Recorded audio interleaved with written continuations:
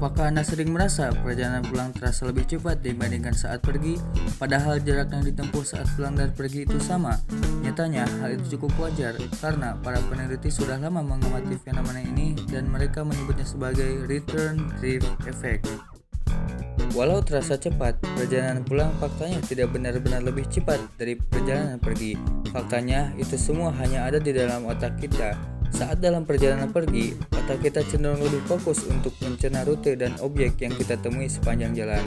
Ketika otak kita sedang fokus, persepsi otak kita terhadap waktu juga akan terasa lebih lama. Hal ini sering dijumpai oleh para murid siswa yang otaknya udah anggap fokus pada pelajaran matematika di ruang kelas, yang merasa kenapa waktu seperti terhenti dan tak jalan-jalan.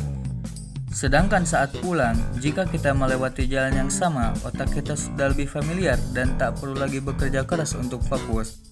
Oleh karena itu, sebuah penelitian di Selandia Baru menemukan bahwa fenomena ini lebih sering terjadi ketika kita bepergian ke tempat yang belum dikenal karena otak kita mencoba lebih fokus. Sedangkan di tempat yang sudah kita kenal atau lalui tiap hari, fenomena ini lebih jarang terjadi. Sedangkan ada pendapat lain mengatakan, fenomena ini terjadi karena saat pergi kita memiliki ekspektasi waktu untuk tiba. Sedangkan nyatanya, saat di jalan pergi, seringkali kita menemui banyak hal yang membuat kita khawatir, sehingga kita terus mengecek target waktu untuk tiba.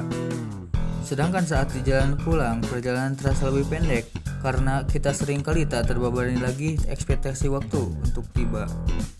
Jadi video ini tak hanya membantu Anda memahami waktu perjalanan, tapi juga membantu untuk mengingatkan Anda bahwa untuk selalu menikmati perjalanan Anda tiap hari. Terima kasih dan sampai jumpa.